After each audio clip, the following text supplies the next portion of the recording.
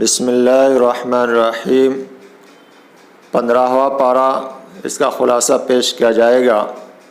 اس پارے میں سورہ بنی اسرائیل اور سورہ کہف شامل ہے۔ سبحان الذی اسریٰ بعبدہ لیلا من المسجد الحرام الی المسجد الاقصیٰ، پاک ہے وہ ذات جو اپنے بندوں کو راتوں رات مسجد حرام سے مسجد اقصیٰ تک لے گیا۔ اس سورہ کے شروع میں سب سے پہلے اللہ تعالیٰ نے معراج کا واقعہ پیش کیا ہے۔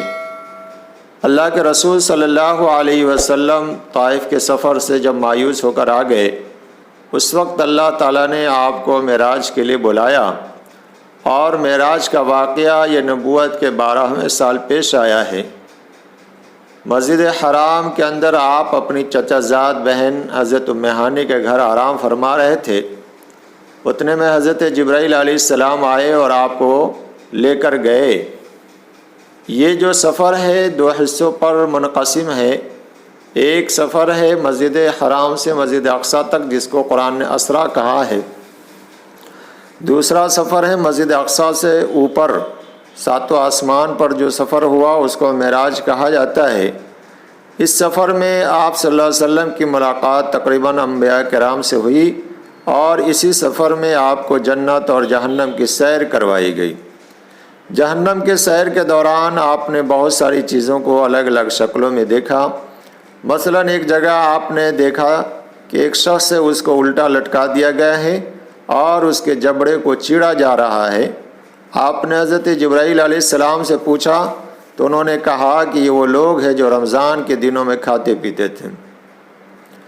ایک جگہ آپ نے دیکھا کہ کچھ لوگ خون کی نہر میں تیر رہے ہیں۔ جب وہ باہر نکلنے کی کوشش کرتے تو فرشتے پتھر مار کر پھر سے اس میں گرا دیتے ہیں۔ پوچھا تو حضرت جبرائیل علیہ السلام نے کہا، اللہ کے رسول، یہ لوگ سود کھانے والے ہیں۔ پھر آگے بڑھے تو کچھ لوگوں کو دیکھا کہ اس کے پیٹ بڑے بڑے گھڑے کے مانند ہے اور اس میں سانپ بھرے ہوئے ہیں۔ اس کے بارے میں بھی پوچھے جانے پر حضرت جبرائیل نے کہا کہ یہ لوگ سود کھانے والے اور حرام مال کھانے والے لوگ ہیں۔ اس سفر سے جب واپسی ہو رہی تھی تو اللہ تعالیٰ نے 50 وقت کی نماز پیارے نبی صلی اللہ علیہ وسلم کو اس امت کے لیے دی، جو بعد میں پھر آہستہ آہستہ کم کرتے ہوئے 5 وقت کی نماز رہ گئی۔ اور اسی سورہ سفر کے اندر اللہ تعالیٰ نے سورہ بقرہ کے آخری 2 آیات آپ صلی اللہ علیہ وسلم کو عطا کی، اور اس میں یہ بھی تھا کہ جو نیکی کا ارادہ کرے اللہ تعالیٰ اس پر بھی ثواب دیتا ہے۔ تو یہ معراج کا پورا تذکرہ شروع میں بیان کیا گیا، اور اللہ تعالیٰ نے کہا کہ ہم نے معراج میں اس مقصد سے بلایا تاکہ ہم اپنی نشانیاں پیارے نبی صلی اللہ علیہ وسلم کو دکھائیں۔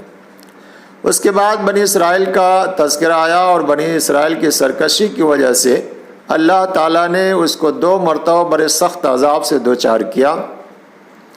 ایک دفعہ بخت نصر جو بادشاہ تھا، اس نے حملہ کیا اور اس کی اینٹ سے اینٹ بجا دی اور اس کو تہس نہس کر دیا۔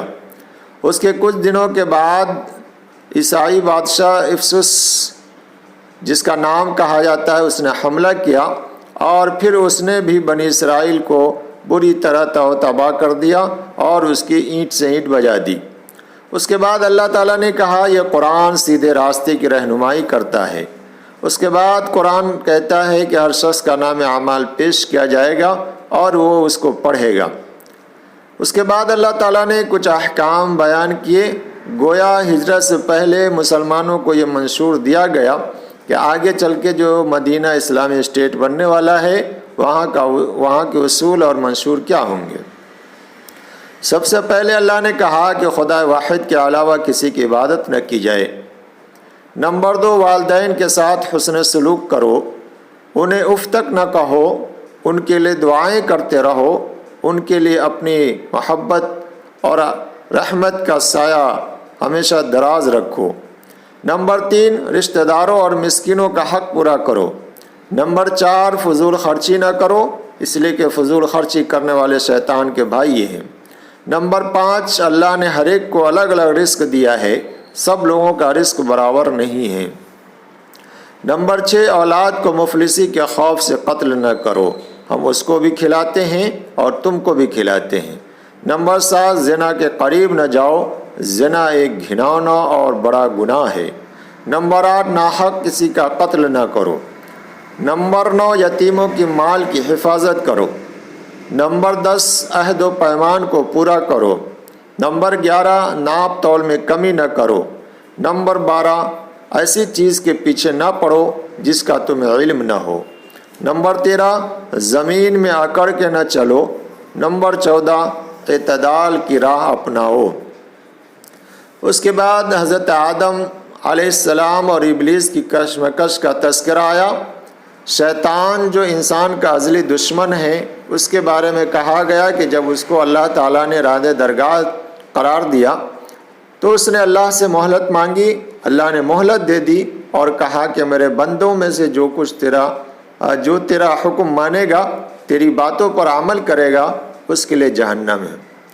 اس کے بعد اللہ کے رسول صلی اللہ علیہ وسلم سے کہا گیا کہ آپ نماز پڑھیے، تہجد کا اہتمام کیجیے، تہجد کی وجہ سے اللہ تعالیٰ آپ کو ایک بڑا مقام عطا کرے گا۔ تہجد میں اور فجر کے وقت قرآن پڑھا کیجیے، اس وقت کا قرآن پڑھنا اس پر فرشتے گواہ بنتے ہیں۔ آپ دعا کا اہتمام کیجیے اور ساتھ ساتھ یہ قرآن جس میں شفا ہے، رحمت ہے اور مسلمانوں کے لیے اس میں بڑے فائدے ہیں۔ اس کے بعد کہا کہ یہ لوگ روح کے متعلق سوال کرتے ہیں، آپ کہہ دیجئے کہ یہ میرے رب کا معاملہ ہے، اللہ اس کو جانتا ہے۔ کچھ لوگوں کا کہنا تھا کہ یہ کیسا رسول ہے جو کھاتا پیتا ہے، ان کے بیوی بچے ہیں۔ اس کا جواب دیا گیا کہ انسانوں کے درمیان انسان ہی رسول ہو سکتے ہیں، فرشتے نہیں ہو سکتے ہیں۔ اس کے بعد اللہ تعالیٰ نے کہا کہ لوگوں کو اگر خزانے کا مالک بنا دیا جائے تو مفلسی کے ڈر سے کسی کو کچھ نہیں دے گا۔ اور اللہ نے کہا کہ انسان بڑا تنگ دل ہے، اللہ کی دی ہوئی نعمت کو بھی وہ بانٹنے کے لیے تیار نہیں ہوتا۔ اس کے بعد اللہ تعالیٰ نے بنی اسرائیل کو جو 9 نشانیاں دی تھی اس کا تذکرہ بیان کیا گیا ہے، اور اسی میں جو بنی اسرائیل پر عذاب کی شکل آئی اس کا بھی تذکرہ آیا ہے۔ اللہ کو جس نام سے پکارو وہ سنتا ہے، تمام تعریف اسی کے لیے ہے۔ اصل مشرکین کا ایک اعتراض یہ ہوتا تھا کہ کبھی یہ کہتے ہیں اللہ کو پکارو، کبھی کہتے ہیں رحمان کو پکارو۔ اللہ نے کہا کہ اللہ اور رحمان سب اسی کے نام ہیں، جس نام سے بھی پکارو وہ سنتا ہے۔ اس کے بعد بیچ میں آیا کہ نماز درمیانی آواز سے پڑھیے، اور اللہ وہ ہے جس کی کوئی اولاد نہیں ہے۔ سورہ کہف کا آغاز ہوتا ہے۔ سورہ کہف کی بڑی فضیلت بیان کی گئی ہے۔ اللہ کے رسول صلی اللہ علیہ وسلم نے بیان کیا کہ جو شخص سورہ کہف کی شروع کی اور آخر کی 10 آیتیں یاد کر لے تو وہ دجال کے فتنے سے محفوظ رہے گا۔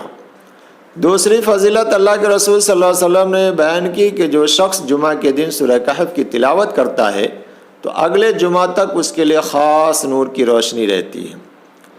اس سورہ کے اندر 3 واقعہ بیان کیے گئے ہیں، اور اصل میں ایک دفعہ یہودی علماء نے قریش سے کہا کہ اللہ کے رسول صلی اللہ علیہ وسلم سے 3 سوالات کرو، اور اگر اس میں سے وہ 2 کا صحیح جواب دے دیتے ہیں تو سمجھو کہ سچے اور پکے نبی ہیں۔ اس میں ایک سوال یہ تھا کہ وہ چند نوجوان کون تھے جو اپنے دین پر قائم رہنے کے لیے گاؤں کو چھوڑ کر چلے گئے۔ دوسرا سوال یہ تھا کہ وہ کون شخص تھا جس نے مشرق اور مغرب کا سفر کیا، اور تیسرا سوال یہ تھا کہ روح کی حقیقت کیا ہے، جس کا تذکرہ پیچھے آ چکا ہے۔ حضور صلی اللہ علیہ وسلم نے کہا کہ میں کل بتاؤں گا، لیکن انشاءاللہ کہنا بھول گئے۔ 14 دن تک وحی نہیں آئی۔ 14 دن کے درمیان یہ لوگ مذاق بھی اڑاتے تھے، اللہ کے رسول بھی پریشان ہوئے۔ پھر حضرت جبرائیل آئے اور کہا لا تقولن لشیء انی فاعل ذلک غدا الا ان یشاء اللہ، کہ اللہ کے رسول جب بھی کسی کام کا آپ وعدہ کریں کرنے کا تو آپ انشاءاللہ ضرور کہہ دیا کریں۔ اس کے بعد اللہ تعالیٰ نے سورہ کہف کے اندر جو ہے اصحاب کہف کا واقعہ پیش کیا کہ ایک مشرک بادشاہ اپنی عوام کو بزرگ قوت شرک پر آمادہ کرتا تھا۔ چند نوجوانوں کو اللہ تعالیٰ نے ایمان کی توفیق دی اور وہ ایمان پر قائم رہنے لگے۔ بادشاہ کو معلوم ہوا، اس نے طلب کیا، شرک پر واپس آنے کو کہا، لیکن چند دنوں کی مہلت بھی دی۔ اسی بیچ ان نوجوانوں نے مشورہ کیا اور شہر سے دور ایک غار میں چلے گئے۔ ان کے ساتھ ان کا ایک کتا بھی تھا، اور جب یہ غار میں گئے تو اللہ نے ان کو گہری نیند سلا دیا۔ غار کے بارے میں قرآن کہتا ہے کہ اس کا منہ شمال اور جنوب کی طرف تھا، سورج نکلتا اور ڈوبتا تو اس کی تپش وہاں نہیں پہنچتی تھی، البتہ اس کی روشنی ضرور وہاں پہنچتی تھی۔ اللہ تعالیٰ نے ایک گہری نیند سلایا، اور ساتھ ساتھ اللہ کہتا ہے کہ ہم اس کو کروٹ دلا رہے تھے، دائیں بائیں کروٹ بھی دلا رہے تھے۔ تقریباً 309 سال تک یہ لوگ سوتے رہے۔ زمانہ بدل گیا، نئی حکومت آ گئی، لوگ بھی اسلام کی طرف آ گئے۔ اسی بیچ ایک پادری نے یہ دعویٰ کر دیا کہ انسان کو دوبارہ زندہ نہیں کیا جا سکتا۔ اللہ تعالیٰ نے مصلحتاً ان نوجوانوں کو بیدار کیا۔ جب یہ بیدار ہوئے تو ایک دوسرے سے پوچھنے لگے کہ ہم لوگ کتنے دن سو رہے تھے۔ کسی نے کہا 1 دن، کسی نے کہا آدھے دن۔ بہرکیف آپس میں یہ فیصلہ ہوا کہ بھوک لگ رہی ہے، کھانا منگوایا جائے۔ اپنے درمیان سے ایک ساتھی کو کھانا لانے کے لیے بھیجا، لیکن تاکید کر دی کہ دیکھو کوئی تم کو دیکھنے نہ پائے، تمہارے بارے میں معلوم نہ ہونے پائے، اور کھانا جب لانا تو حلال کھانا لانا۔ چونکہ ان کے ذہن میں تھا کہ مشرک قوم ہے، ان کا کھانا حلال نہیں ہوگا، اس لیے تاکید کر دی کہ حلال کھانا لے کر آنا۔ بہرکیف اس کا ایک ساتھی جب کھانا لانے کے لیے پہنچا دکاندار کے پاس، اور جب وہ پرانا سکہ دیا تو دکاندار اس کو دیکھنے لگا کہ یہ 200-250 سال پرانا سکہ اس کے پاس، شرک کے زمانے کا سکہ کہاں سے آ گیا؟ چنانچہ ہنگامہ ہوا، لوگ جمع ہونے لگے۔ بعض روایتوں میں آتا ہے کہ لوگوں نے کہا کہ آپ ہمارے درمیان آ جائے، ہم لوگ اسلام قبول کر چکے ہیں۔ بعض روایتوں میں آتا ہے کہ لوگوں کے ہنگامے کے بیچ سے یہ نکل کر بھاگے اور پھر غار میں سو گئے۔ اللہ تعالیٰ نے ہمیشہ کے لیے ان کو سلا دیا، اور پھر بعد میں لوگوں نے ان کے غار کے اوپر ایک بنا اور ایک عمارت بنائی، جس کی طرف اللہ تعالیٰ نے اشارہ کیا ہے۔ اصحاب کہف کے واقعے میں اگر دیکھا جائے تو خاص طور سے نوجوانوں کے لیے ایک نصیحت ہے کہ نوجوانوں کو دین پر قائم رہنا چاہیے۔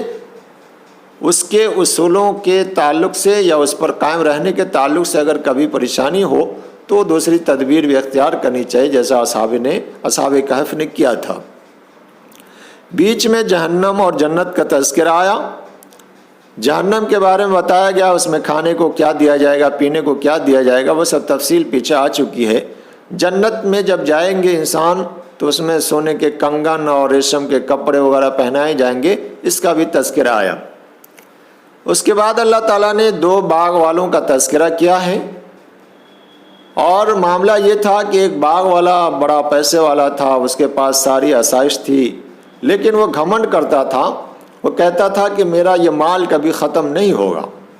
دوسرا باغ والا بیچارہ غریب تھا، کم پیسے والا تھا، اس کو ہمیشہ اللہ کی یاد رہتی تھی۔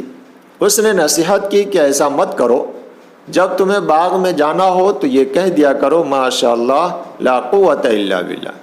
لیکن چونکہ وہ گھمنڈ میں مبتلا تھا، کہتا تھا میرے پاس اتنی چیزیں ہیں، کیا میں کروں گا، مجھے کچھ نقصان نہیں پہنچ سکتا، اور مجھے امید ہے کہ قیامت بھی نہیں آئے گی، اور قیامت آ بھی گئی، میں اللہ کے پاس پہنچ بھی گیا تو اللہ تعالیٰ اس سے بہتر مجھے دے دے گا۔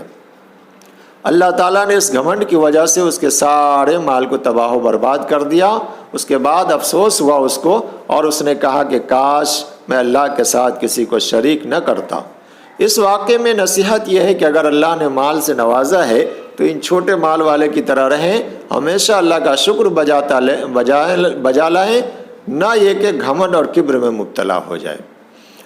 اس کے بعد اللہ تعالیٰ نے کہا کہ مال اور دولت یہ دنیا کی چند روزہ چیز ہے، زینت کی چیز ہے، یہ ختم ہونے والی ہے، اصل چیز جو ہے وہ ہمیشہ رہنے والی نیک عمل ہے۔ پھر اس کے بعد اللہ تعالیٰ نے کہا کہ مجرمین جب نام اعمال کو دیکھیں گے تو کہیں گے ما لہذا الکتاب لا یغادر صغیرۃ ولا کبیرہ، نام اعمال کو کیا ہو گیا، یہ چھوٹی سے چھوٹی چیزیں اور بڑی سے بڑی چیزوں کو یہاں لکھ رکھا ہے۔ اس کے بعد اللہ تعالیٰ نے حضرت آدم اور ابلیس کا تذکرہ پھر سے کیا، اور اس کے بعد حضرت موسیٰ اور حضرت خضر علیہ السلام کا واقعہ پیش کیا گیا ہے کہ ایک دفعہ حضرت موسیٰ علیہ السلام خطبہ دے رہے تھے، کسی نے پوچھا کہ موسیٰ سب سے زیادہ جاننے والا کون ہے؟ حضرت موسیٰ علیہ السلام نے کہا میں، اور حقیقت بھی ہے کہ جو وقت کے نبی تھے سب سے زیادہ جاننے والے تھے، اللہ تعالیٰ نے کہا کہ نہیں اے موسیٰ، تم سے بھی زیادہ جاننے والا میرا ایک بندہ ہے، جاؤ اس سے ملاقات کرو۔ حضرت موسیٰ علیہ السلام نے پتہ پوچھا تو اللہ نے کہا کہ اپنے ٹفن میں مچھلی لے کر جاؤ، اور جہاں وہ مچھلی گم ہو جائے وہ بندہ وہیں پر ملیں گے۔ حضرت موسیٰ علیہ السلام اپنے خادم یوشع بن نون کو لے کر نکلے۔ جاتے جاتے 2 دریاؤں کے سنگم پر پہنچے، تھوڑی دیر آرام کرنے لگے۔ غائبانہ طور سے وہ مچھلی زندہ ہو کر سمندر میں چلی گئی۔ ان کے خادم نے حضرت موسیٰ علیہ السلام کو نہیں بتایا۔ آگے چل کر حضرت موسیٰ علیہ السلام کو جب تھکاوٹ محسوس ہوئی، بھوک لگی تو کہا کہ کھانا کھلاؤ۔ نوکر نے کہا کہ کھانا تو کھلائیں گے، لیکن یہ ہے کہ اس میں جو مچھلی تھی وہ نکل کے دریا میں چلے گئی۔ حضرت موسیٰ علیہ السلام نے کہا کہاں پہ؟ پھر پتہ ہے کہ پہلے جہاں بیٹھے تھے وہیں پر۔ پھر واپس آئے، ایک بندے سے ملاقات ہوئی جس کو خضر کہا جاتا ہے۔ ان سے کہا کہ میں آپ سے سیکھنا چاہتا ہوں۔ خضر علیہ السلام نے کہا کہ تم میرے ساتھ رہو گے، اس کی کچھ کنڈیشن ہے، میں جو بھی کروں گا اس پر سوال نہیں کروں گے۔ حضرت موسیٰ علیہ السلام نے ایکسیپٹ کر لیا، قبول کر لیا کہ ٹھیک ہے انشاءاللہ میں کچھ نہیں بولوں گا۔ دونوں چلے، دریا کے سفر پر نکلے، کشتی میں بیٹھے۔ حضرت خضر علیہ السلام نے کشتی کے ایک تختے کو نکال دیا، سوراخ کر دیا۔ حضرت موسیٰ علیہ السلام نے پوچھا کہ آپ نے کیوں ایسا کیا؟ اتنی اچھی خوبصورت کشتی ہے۔ اپنے حضرت خضر علیہ السلام نے کہا میں نے کہا تھا کہ بولنا نہیں۔ حضرت موسیٰ نے کہا ٹھیک ہے نہیں بولوں گا۔ آگے گئے، آگے جا کر دیکھا کہ 2 بچے کھیل رہے تھے، اس میں سے ایک بچے کو حضرت خضر علیہ السلام نے قتل کر دیا۔ پھر حضرت موسیٰ علیہ السلام بول پڑے کہ آپ نے یہ غلط کام کیا۔ حضرت خضر نے کہا کہ میں نے کہا تھا کہ بولنا نہیں۔ حضرت موسیٰ نے کہا پھر سے کہ انشاءاللہ میں نہیں بولوں گا۔ پھر آگے گئے، کسی بستی سے گزر ہوا، ان بستی والوں نے دونوں کی میزبانی نہیں کی، کھانا نہیں کھلایا۔ آخر میں ایک کنارے میں گئے تو دیکھا کہ ایک دیوار ہے جو گرا چاہتی ہے۔ حضرت خضر علیہ السلام اور موسیٰ علیہ السلام نے مل کر اس دیوار کو سیدھی کر دیا۔ حضرت موسیٰ علیہ السلام نے پوچھا کہ پھر آپ نے اس دیوار کو سیدھی کیوں کی؟ یہ گاؤں والے ایسے ہیں جو کھانا کھلانے کے لیے تیار نہیں ہیں، اور آپ ان کی دیوار بغیر اجرت کے درست کرنے لگے ہیں۔ حضرت خضر علیہ السلام نے کہا کہ ھذا فراق و بینک، یہ تمہارے اور ہمارے درمیان جدائی ہے، اب تمہارا ایڈمیشن ختم ہے، تم الگ ہو جاؤ۔ حضرت موسیٰ علیہ السلام نے سوال کیا کہ اچھا یہ تو بتا دیں کہ آپ نے یہ 3 کام کیوں کیے ہیں؟ اب وہ حضرت خضر علیہ السلام نے 3 کام کیوں کیے، انشاءاللہ کل اس کی تفصیل آپ کے سامنے پیش کی جائے گی۔